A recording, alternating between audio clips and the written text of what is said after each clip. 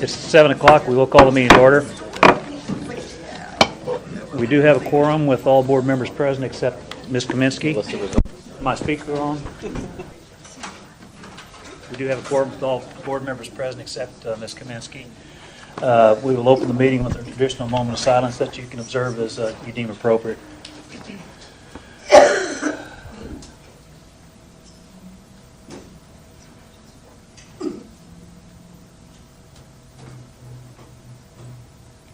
Thank you. Now, if you'd stand and join me in the Pledge of Allegiance. I pledge allegiance to the flag of the United States of America and to the republic for which it stands, one nation, under God, indivisible, with liberty and justice for all. First of all, I want to thank everyone who gave us all the decorations and all the goodies on it. Thank you. Always overwhelmed when they come in here and the room is decorated like this and all the goodies. We really, really do appreciate it. Thank you so much, everybody that's involved. Student reports. Looks like we got another good one here, Dr. Randall. Yes, we do. Be a lighthouse. Be a leader.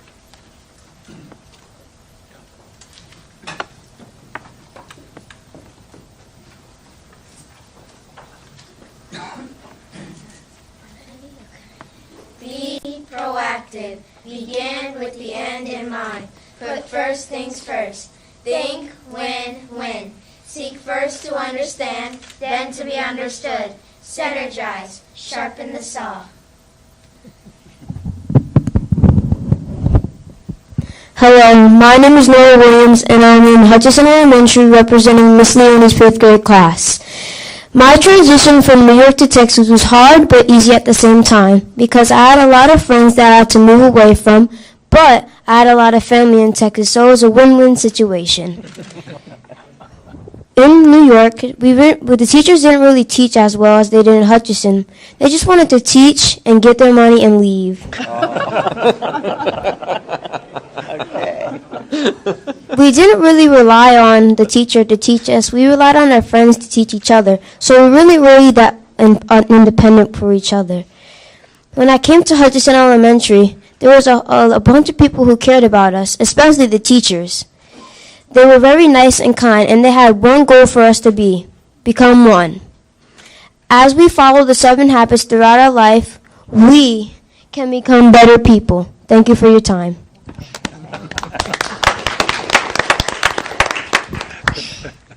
Hello, my name is Justin Butler, and I am in 5th grade at Hutchinson Elementary, and also a future first-round draft pick in the 2030 NFL Draft. I love it.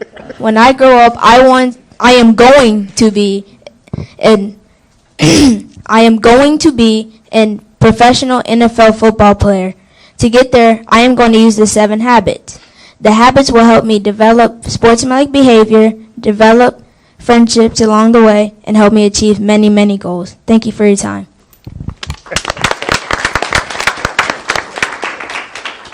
My name is Megan Blackburn, and I'm going to be an engineer at Rice. Big deal. So, how am I going to do that? Mentally, I'm going to use the 7 habits. But what are habits? What is this foreign thing? It's something that you use frequently. Like, put first things first. I use it frequently, and it becomes a character trait about me. Respectful, trustworthy, and I could list more. Don't worry, I can. I have all the time in the world. But let's move on. So that's what I want the traits about me to be. That's how I'm going to get to Rice, and that's my goal. Thank you for your time. Hi, my name is Emma Marl, and I'm in 4th grade. I think that the 7 habits are more than just normal subjects every day. They help you work together, put first things first, set goals. They also make students feel needed and wanted throughout the school. That's how I felt in 1st grade when I was an usher.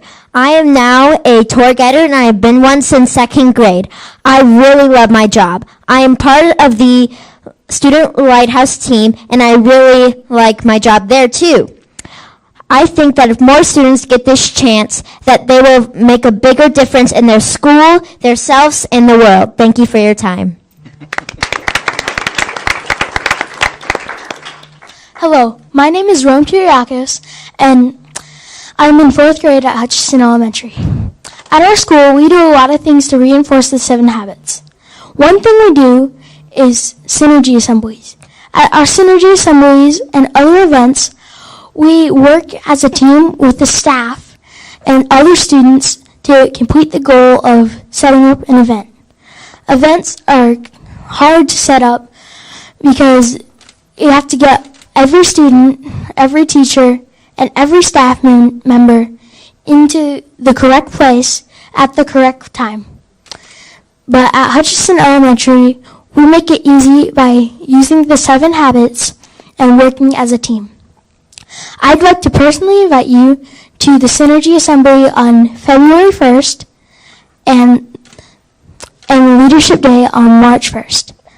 Any of us would love to personally tour you around the school and show you what the 7 habits mean to us. Thank you for your time.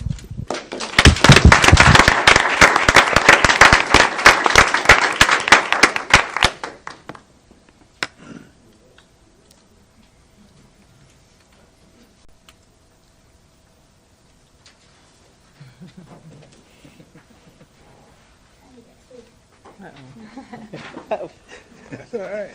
You get it. Hey. Great job. Thank you so much. Great job. I'm going to need some of y'all's autographs. Thank you. And you have a theatrical career behind you, along with the rice. Thank you. Great job. Thank you so much, young man. Great job. Good. I'll be waiting Great to see job. you. Looking forward to you being an engineer. Thank Great you. job. Great job. I'm an engineer Thank too. you. Oh, Thank Thank you. you. Thank you. Great job. Great job. Thank you. Yep. I have to keep this Great one. job. Great Great job. job. Thank you. Before our students Love your leave, bow we would ties. love to also have our parents stand and give them a Oh, round of yeah. applause Absolutely. for these wonderful children they've been our destiny. Yeah.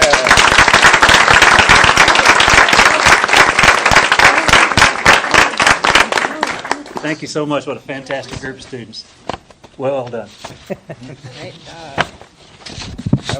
Are there any questions? We'll be looking forward to seeing you soon. Good job, y'all. Good job. Thank you. Thank you, guys. Awesome.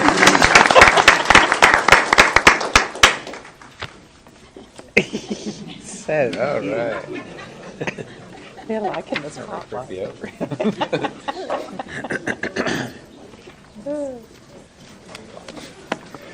Do we have any recognitions or awards for Dr. Randall? We do, Mr. President, but I must say that our future is in good hands. Anybody who don't say that, they haven't seen kids like these young folks. I think the board could probably take instructions from these kids. That's right. Very well spoken. Well, if you couldn't tell from all the decorations, January is School Board Recognition Month, and it's my pleasure to be up here with the 2018 Region 4 Outstanding School Board and Top 5 Texas Honor Board. They represent 7 of the more than 7,000 school board members across the state of Texas. They're also the ones who do the necessary and important work for our schools, oftentimes with little fanfare or recognition. Tonight, I'd like to publicly recognize the valued efforts of Jane Steensbergen, Kay Danziger, Catherine Kaminsky, Mandy Brunsell, Dr. Tyson Harrell, Joe Huberneck, and Melissa Roberts. We're making a special effort this month to show our appreciation to the board, but we need to remember that its commitment is year-round. These trustees continually give of themselves and their time. They also aren't afraid to take a stand, ask the tough questions, or make the right decisions, even if those choices are at times difficult. I'd also like to note that the board is responsible for approving an annual budget of more than $300 million while overseeing the education of more than 33,000 students and the livelihood of more than 4,900 employees. That's no small task. I personally applaud its service to our community, and I know you do too. At this time, there are some others that would like to share some thoughts with the board. January is School Board Recognition Month. To our Lamar CISD Board of Trustees, We would like to say thank you. Thank you for your passionate commitment to education. Thank you for driving our schools to excel. Thank you for planning the vision for our bright future. thank you, James Steenbergen. Thank you, Kay Danziger. Thank you, Catherine Kaminsky. Thank you, Mandy Bonzo. Thank you, Dr. Tyson Harold. Thank you, Joe Hubenat. Thank you, Melissa Roberts. Thank you for planting the seeds for our success. So would you join me in thanking our school board for caring about our students and for caring about the future of Lamar CISD?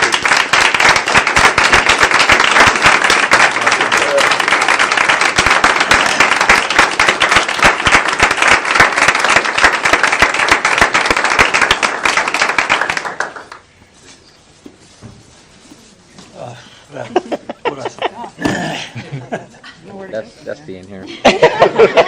I know. Thank you, Dr. Randall. Thank you, everyone. And as we said before, we couldn't accomplish much of anything without all the work that y'all do. So we appreciate you very much. Thank you, Dr. Randall. Well deserved. And Mr. President, we do not have any introductions this evening. And the audience to patrons.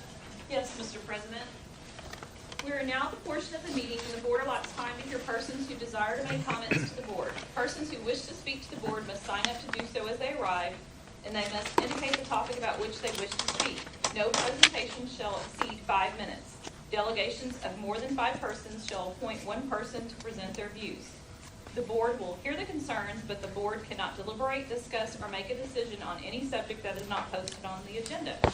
Persons who speak to the board cannot complain about a district officer or employee in open session. Such concerns are heard in closed session after proper posting of the agenda item has occurred.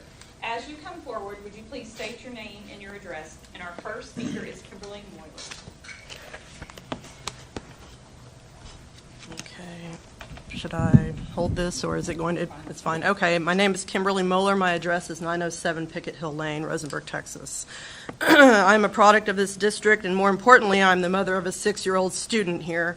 As LCISD plans for its future, there is one area that needs extra attention, and that is special education services. In my opinion, the wait time for our children to receive their ARD meeting is too long. The time it takes to connect special needs children with the accommodations they need is also too long, and LCISD has the power to change that by hiring more diagnosticians, more teachers, more paraprofessionals, and implementing more necessary programs in more schools. I'm going to speak primarily about kids with autism because that is what my family deals with. But autism is just one of the many issues our differently abled children face. The professionals in our schools all know what works for these kids. All that remains is to connect these children with the proper help and in a much more timely manner than is done now. Because each day that you wait, that child suffers, acts out in school, disrupts class, loses his self-worth, learns to hate school. All things very tough to undo. It is in everyone's best interest to quickly connect them with the accommodations they need, the ones promised by law. From the beginning of school to December 3rd, my family waited for the ARD meeting, the only thing that could get us help. The worst 3 months of our lives. 3 months, and that's for a child who already had a diagnosis coming in. For those months, we endured an elementary in our district that seemingly did not know what to do with the child who had a diagnosis as he was undergoing all the testing for the ARD. Their response to his behavioral issues, 15 office referrals, to the point that I was called every single day to come pick him up after only 2 or 3 hours. He could not make it through a school day.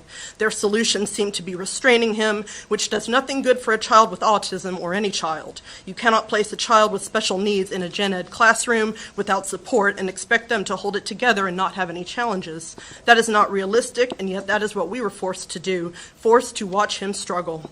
Now let me tell you what has happened in the short time since he has been at his new elementary, also in this district, where he was moved after his ARD. This school is fortunate enough to have the PASS program, program, which stands for Positive Approach to Student Success. We have only been at our new school since December.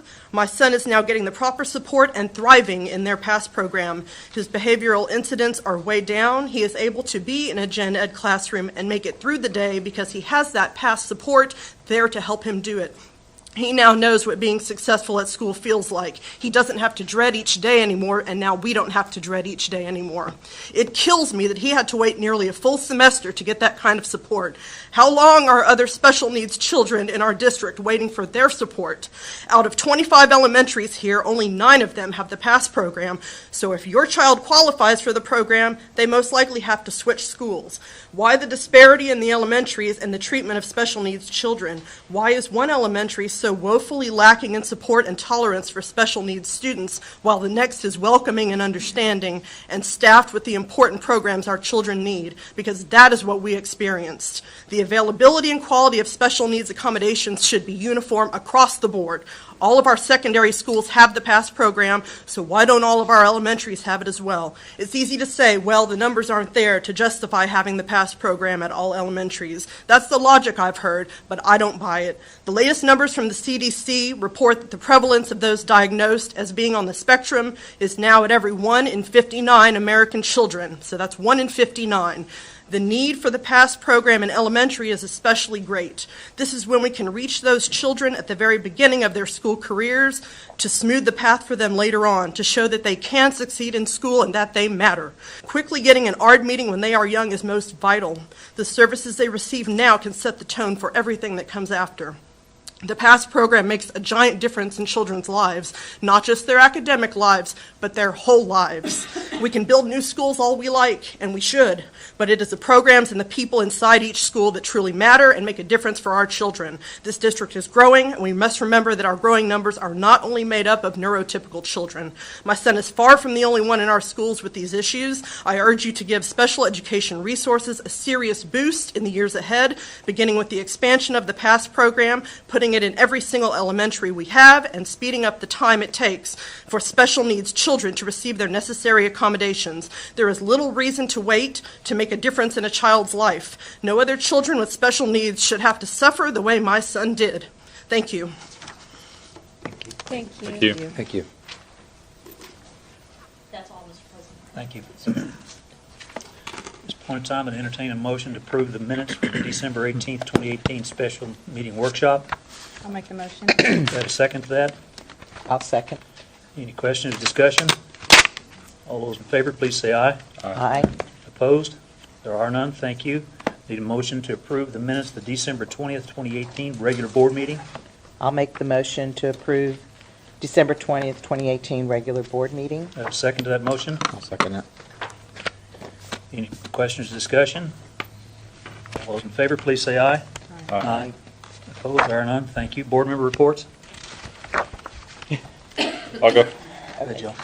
Technology Committee met this evening. Just a few items. The disaster recovery and business continuity plan. The first draft of the business impact analysis is nearly complete.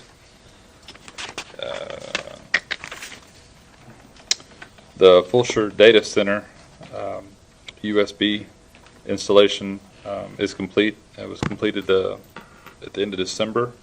The new email security plan has been completed. And the network service and storage 2017, which is on the 2017 bond technology service, has been investigated with new hardware and software technologies from Dell that will increase speed, capacity, and backups, which is an item on the January agenda. That's it. Thank you. Anybody else? The Facilities Committee met Tuesday evening, and we are working on 2 bonds. So I'm going to start with the 2014 bond. Thomas R. Culver Elementary School construction is 55% complete, and the project is on schedule. Roberts Middle School construction is 50% complete, and project is on schedule. Both of those will be opening by the fall. New maintenance and operations facilities warranty corrections are being addressed. Support services facility. The temporary certificate of occupancy received on areas B and C. The district has moved into areas B and C on Monday, January 14th. The mechanical, electrical, and plumbing rough-in progress in Area A and targeting completion for Area A is for April. The band hall additions at Lamar Consolidated High School and Terry High School, the closeout documents are underway and the final acceptance planned for this board meeting tonight. Natatoriums at George Ranch, Fulshear, and Foster High Schools. Punch list is 99% complete, and the final acceptance will be at our February board meeting. The HVAC web controls, all graphics are updated, closeout documents are underway. The final acceptance will be at the March board meeting. The district-wide access control support services hardware is pending installation. 4 new locations added to scope of work to be completed in early February, and the closeout documents are underway. District-wide site lighting. The original scope and Phase 2 fixtures have been completed. Warranty items are complete.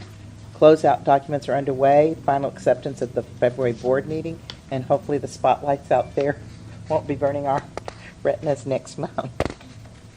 And Tamara Elementary School, Tamara on 95% construction document review scheduled for January 2019. Design development approval going to our board tonight. Early coordination meeting held with Centerpoint to discuss overhead power and issue for CSP February 7th. So that's the 2014 bond. 2017 bond. The construction manager agent contract negotiations between us and them are in progress. Austin Elementary and Seguin early childhood roof replacement. The Austin roof replacement is 100% complete and final payment has been issued. Seguin, 100% of the roof has been removed, 100% of the new roof has been added. Detail work is in progress, estimated substantial completion by January 31st. And we have show and tell tonight. We're going to put a picture up of the classroom intruder lock set project. The new door buzzers have been energized. Classroom security intruder locks have been installed with the exception of Travis and Austin. And I asked Ms. McKeever if he would show the board that what we saw the other day so you can see how they're changing the doors, especially for those that are in schools that the doors never had locks. So, and Travis and Austin are the only 2 schools now. And are we just waiting for hardware to come in? Is that right? Okay. Thank you. The child nutrition serving lines, Huckabee Architects are working on the design and schedule for the additional serving lines to be completed during the summer of 2019. Long-range plan and facilities assessment. A kickoff meeting with PPK Architects in the Facilities and Planning Department was held on January 11th, and this is where they are going to be going through every facility in our whole district, analyzing and assessing their usability, and we'll be looking forward to those results, especially before the next bond. High school number 6 and junior high number 6, the design development scheduled for board approval in February. Traffic study has begun and substantial completion is scheduled for May 7th, 2021. And the synthetic turf projects, the high school synthetic turf projects are under design and scheduled to advertise for competitive sealed proposals in February 2019. Contractor recommendations scheduled for board approval at the March board meeting. And on Tuesday night I had them put one of these by your desks, and this is the new timeline for the 2017 bond, so you can kind of take a look and keep up with it, and maybe we can put that in the board book now so that they can keep up too. And that's all I've got for tonight. Thank you. Thank you. Anybody else? Finance? Yes, the Finance Committee met this evening, and Whitley Penn will be presenting the FY 2018 financial statement audit. They'll have a presentation on that tonight. Any other reports from the board? If not, Dr. Randall? Superintendent. No reports. All right, this time we'll establish the consent agenda. Follow along with me. Item A1, A2, A3, A4, A5, A6. We will pull A7 because we will have a presentation. A8, A9, A, B, and C. We will pull item 10. We also have a presentation on that. Item A11, item A12, A13, A14, A15, A16, A17, A18, A19, B1. We have two items that have been pulled. That's item A7 and A10. I have a motion to approve the consent agenda. I'll make a motion to approve the consent agenda. Do I have a second to that motion? I'll second. All those in favor, please say aye. Aye. Opposed? There are none. Thank you. The consent agenda passes. Would you mind reading the resolutions, the three resolutions, since Kathy's not here? Okay, starting on page 40. It's page 50.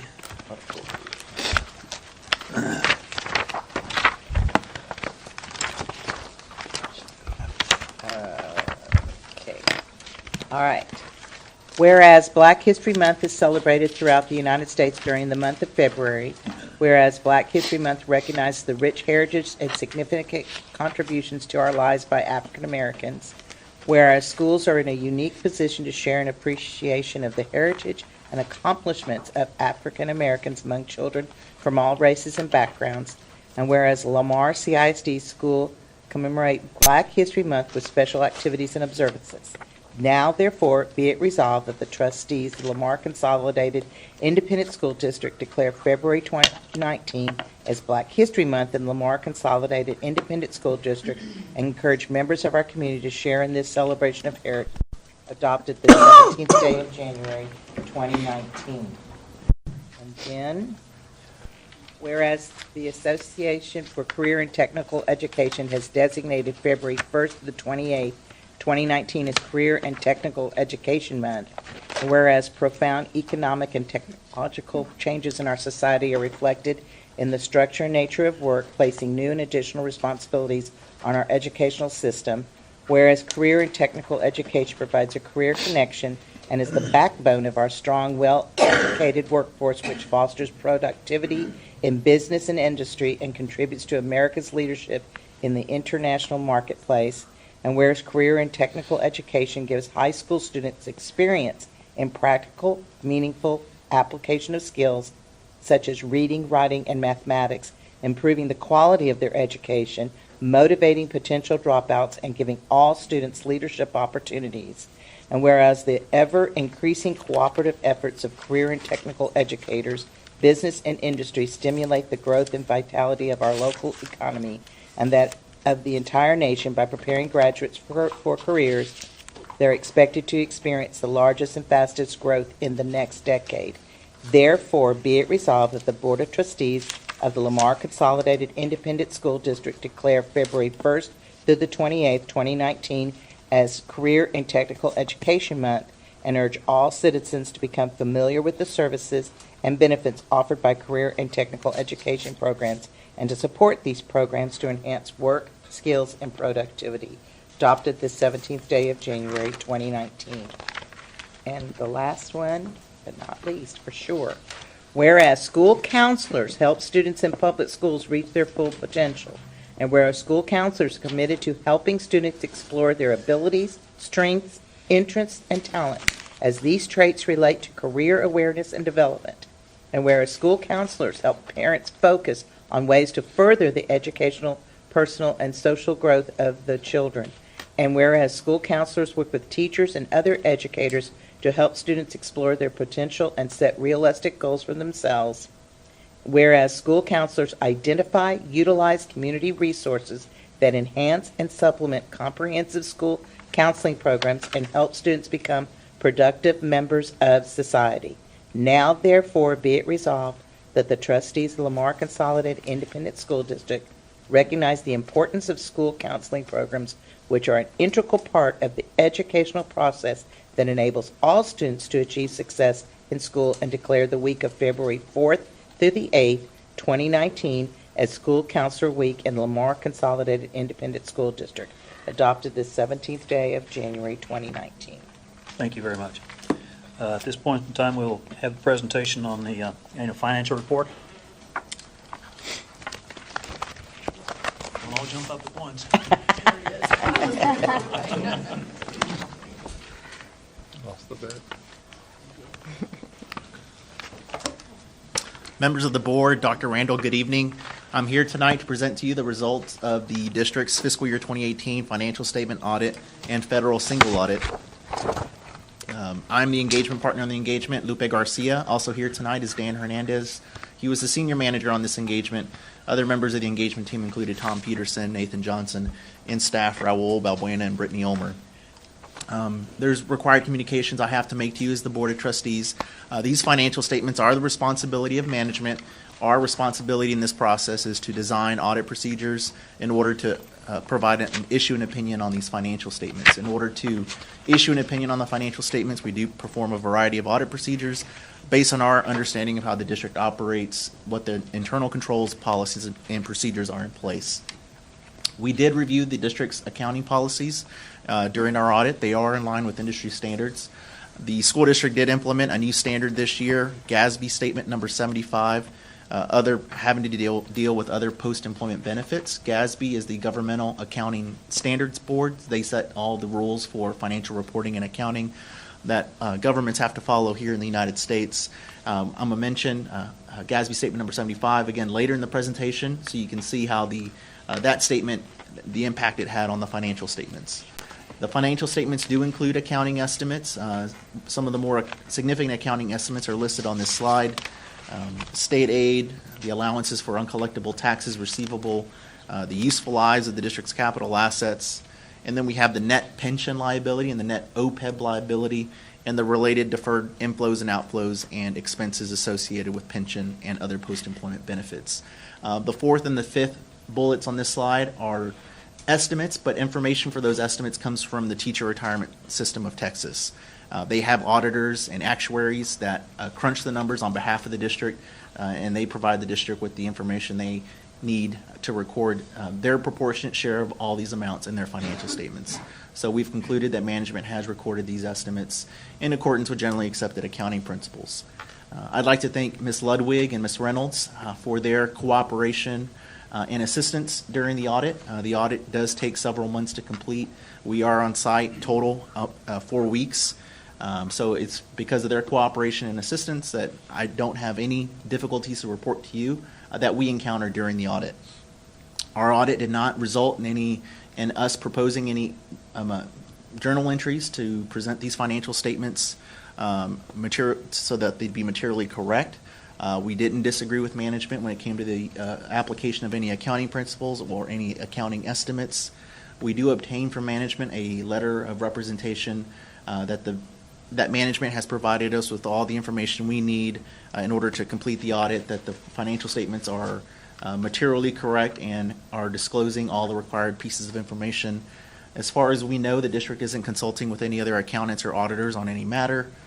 During the year, the district may ask us for information, guidance, and we provide that information and that guidance, but at no time do we feel we have to answer in a certain way or have a certain position on any matter in order to continue to be the district's external auditors. The audit process consists of risk assessment and testing controls. That part of the audit occurred last summer during interim field work. Verification, confirmation, and corroboration of information happened in the fall when we returned. After the fiscal year was over and management had time to close the books, we were on site performing those procedures in order to get to where we are today and issuing an opinion on the district's financial statements. There are 3 different types of opinions we can issue on a set of financial statements. They include an unmodified opinion, a modified opinion, or a disclaimer. We are issuing an unmodified opinion, so that opinion is found in our report that begins on page 1 of the comprehensive annual financial report. That's the highest level of assurance that we can give on a set of financial statements. So the users of these financial statements, which include yourselves, management, the community, the investors that buy the district's bonds, credit rating agencies, they're going to be they're waiting for this report to be issued, and they're going to look to our report to make sure it includes that unmodified language in our report. We did include an additional paragraph emphasizing the fact that GASB statement number 75 was implemented in fiscal year 2018. The implementation of GASB Statement Number 75 required the district to record a prior period restatement of beginning net position. That adjustment decreased beginning net position by $160 million. The liability did decrease during the year. The ending liability balance was $91.5 million. During the year, the district did record negative OPEB expense and negative on behalf OPEB expense due to changes that occurred in the plan during this particular measurement period. This is year one of this implementation. What it will be telling is going to be over time, 3 years, 5 years, 10 years, how this balance trends, either trends up or down or stays the same. This is all out of the control of the district. Decisions that impact the retiree health care plan are all made at the state level. Fortunately, this doesn't change the way the district budgets or contributes TRS. The district will continue to budget and contribute to TRS just as it always has. Our second report is on internal control over financial reporting and noncompliance. We had no noncompliance noted in our audit. We didn't note any significant deficiencies or material weaknesses. Our third report is on the district's compliance with its federal programs. Fiscal year 2018 major programs included the Special Education Cluster, Title III Part A, and the Restart Hurricane Recovery Grant.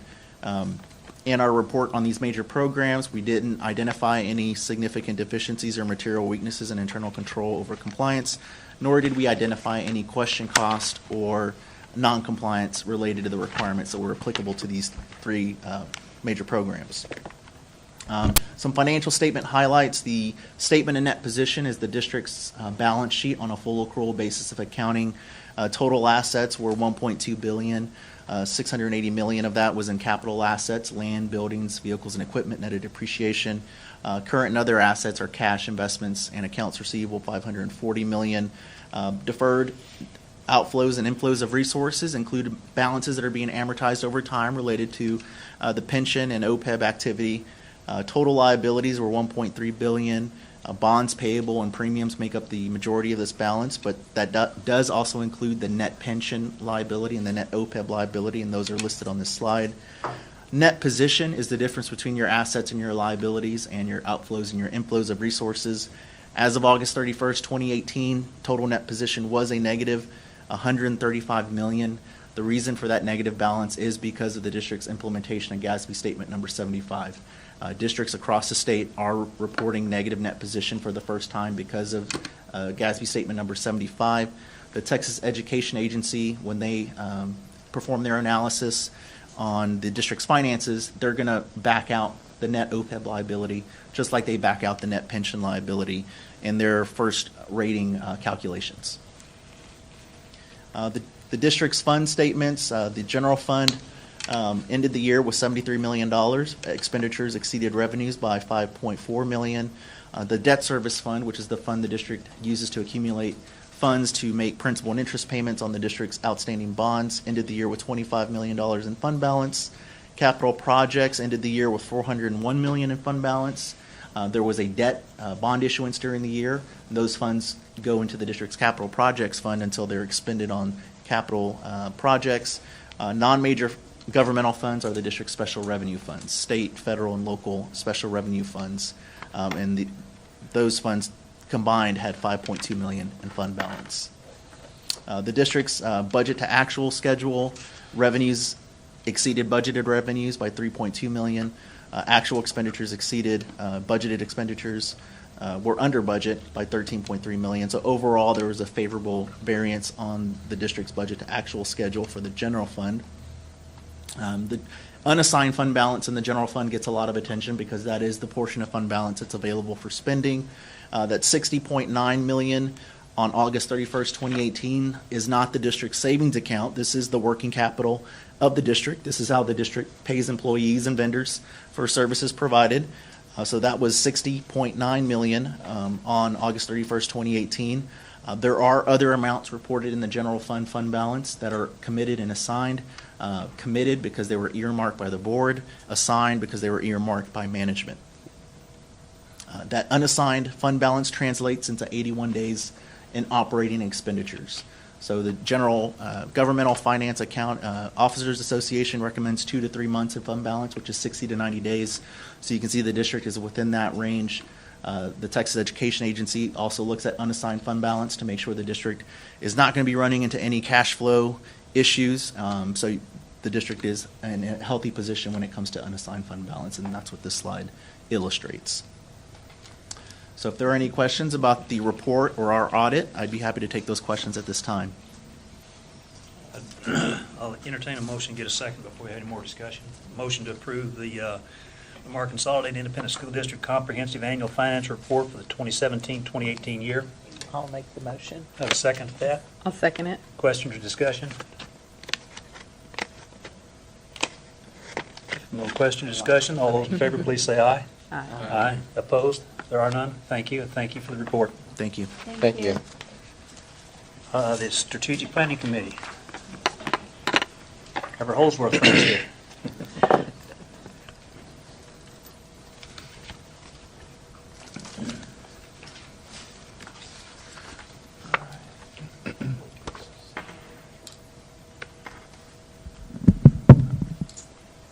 All right. Well, it's always an honor and a pleasure to be here in LCISD. I think I've met most of you. For those I haven't, my name is Brian Gilson. This is my colleague, Melanie Calton.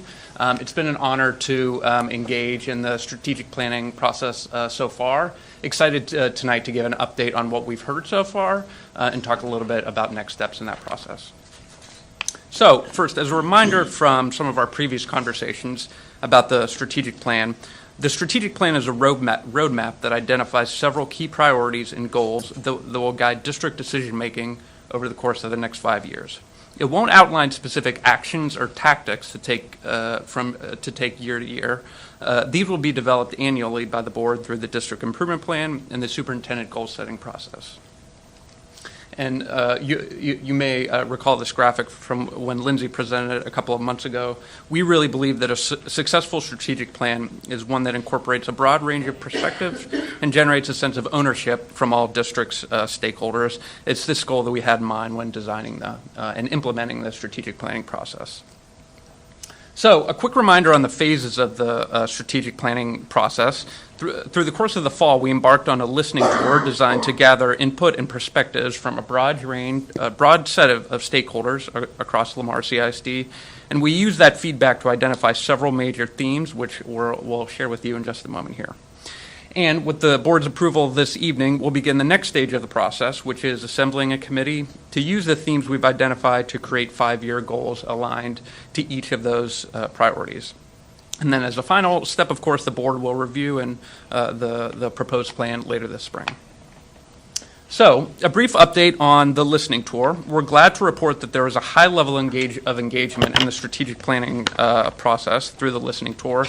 Specifically, we heard from 345 individuals through our 10 community meetings. Every campus and central office department held meetings to solicit staff feedback. And over 18,000 individuals shared their perspective through our online survey. Almost 12,000 students, over 3,000 parents, and almost 3,000 staff members. It's a pretty incredible level of participation. Thanks. Great. So as we reviewed and analyzed all of that feedback from all those folks, 5 key themes emerged. So first, there was a desire to evolve the student learning experience, so how students are learning. Second, a need to equip students with the knowledge and the skills to succeed in a changing world, so more about what they're learning. The need to provide a safe and healthy environment for our students, an appeal to aggressively plan for the district's rapid growth and also preserving its culture. And finally, the need to focus on recruiting, retaining, and then developing top-tier talent across the district. And we're going to talk about each of those here. So there was a significant amount of feedback around the need to evolve instructional methods and materials to adequately prepare graduates to succeed as members of an ever-changing workforce in today's digital economy. So some of the key ideas here were the use of technology in the classroom that's tailored to more individual needs, focusing on special education, as mentioned previously, personalized, self-directed learning, and even engaging parents in the students' learning process. And in addition to thinking how Lamar students learn, there was a strong emphasis on what they're learning. And participants voiced the need for students to be prepared to succeed in the post-secondary path of their choice, whether that means going to college or entering directly into the workforce.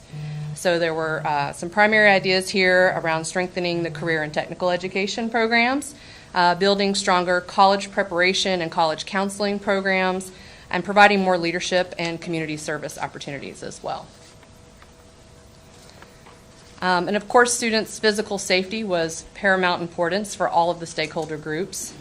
They also highlighted a need to devote more resources to ensuring the mental and emotional health of both of our staff and our students.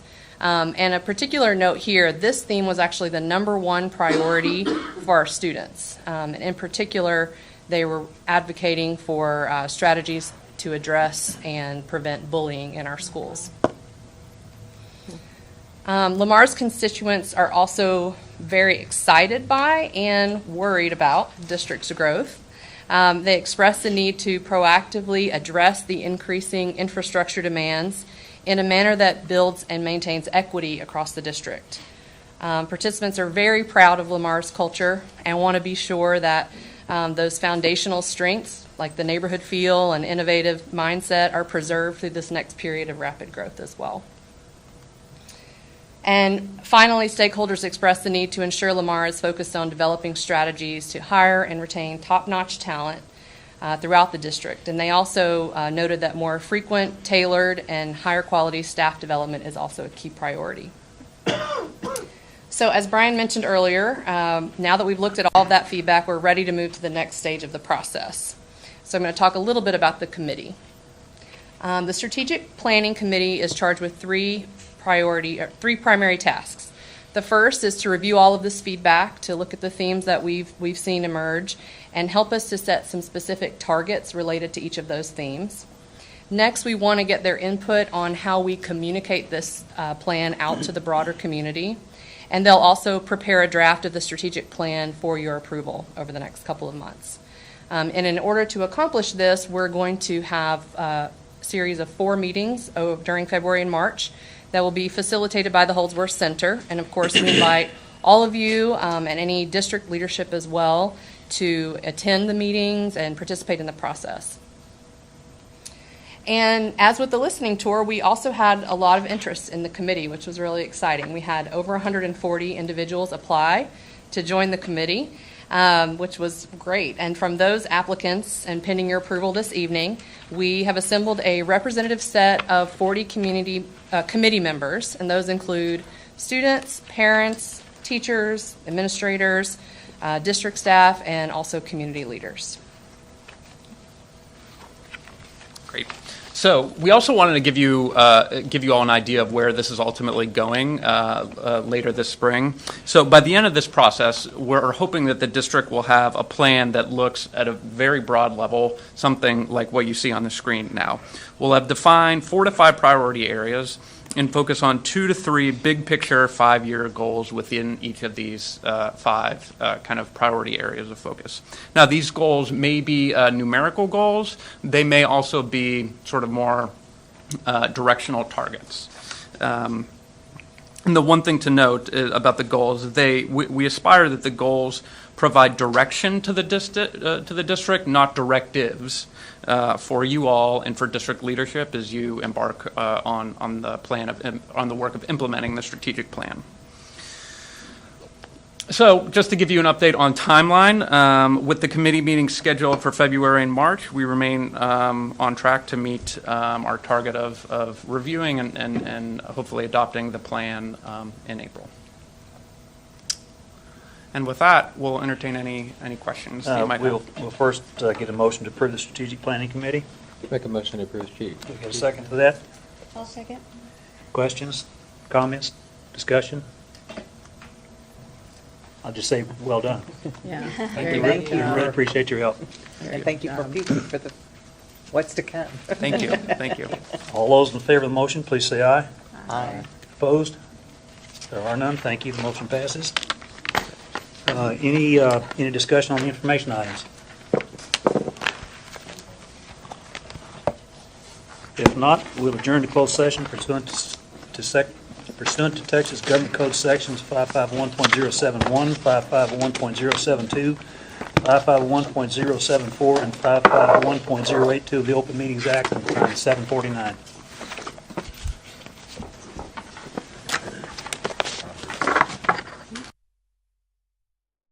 Reconvene open session at 8:25. Do you have any action items on the closed session? Yes, Mr. President, I move that the Board of Trustees extend the superintendent's contract for one additional year. I second it. Second with that. I have a comment. You catch the question? Yes, ma'am. Last year, as most of you know who are sitting in the audience, I voted against Dr. Randall to renew his contract for an additional year. After, and Dr. Randall, I've already shared this with him. I saw that. I want all of you to know that a year ago, after our operational audit, after the Colesworth Center, and after seeing the staff and just feeling like I just wasn't sure how we were going to get to where we are today. And I just truly at that time felt like we need leadership. But I was proven wrong. I think maybe he did that on purpose. He baited her in. Boy, Baited her. and one of the things that I want all of you to know, Dr. Randall and all of your staff, from the cabinet on down, is the nomination of the school board and those accolades. Those are nothing to us. You're the ones who have had that success for us. You make us look good. You make us look good. It's all you. And Dr. Randall, it's all you. It's your leadership. I believe that they did everything that they did for you. I think somebody else said that. And I want to thank you. Because of you, we can have full confidence the way that we're moving forward. And I can't even say enough words to thank you for what you've done in the last year. And I know it's been hard. And only you know how many hours you've put in. But thank you for doing that for the almost 33,000 students, or a little over. 33 plus. 33 plus, the over 4,000 staff members and all of the community stakeholders. Thank you. Thank you, Dr. Randall. Thank you. Thank you for your comments. Any other comments to the board? All those in favor, please say aye. Aye. Opposed? There are none. The motion is unanimous. Thank you, Dr. Randall. Future agenda items? I have one in honor of our School Counselors Week coming up in February. I have a couple of counselors that bend my ear occasionally, but I know with the adoption of a lot of the new programs that we have for counselors, I know there's a 5-year staffing plan, and we're only in year 1 of that. But I know there was some talk originally of reorganizing some of their duties and assignments, and I was wondering if we could just get some, I don't know how an update, be presented, but an update on where we are with some of the reorganization of their current duties. I talked to 2 of them, but I know there's many hundred counselors. So if we could have some kind of an update, it'd be nice. I have one. Board's all good with that. Okay. Thank you. Yes, sir. Information item on where we are with addressing special education needs. There seemed to be an ongoing discrepancy in the campus plans. Yeah, that was sort of universal campus improvement plans, that there are issues there. So I think that's great. An update on what we're doing to address that would be very appropriate. All right. Anything else? All right, we have upcoming meetings and events. There's a lot of plays this weekend if you're into musicals. Foster, Fulsher, and Terry. So I'm going to be busy this weekend. And I think before we come back again, there'll be Men Who Cook, which is February 16th. So put that on your calendar for Leaf. I'd like to see Dr. Randall, I'm sure you'll be cooking. I got it ready to go. Got the ingredients. Anything else? If there's nothing else to bring forward this board, we stand adjourned at 8:29. Thank you, everybody.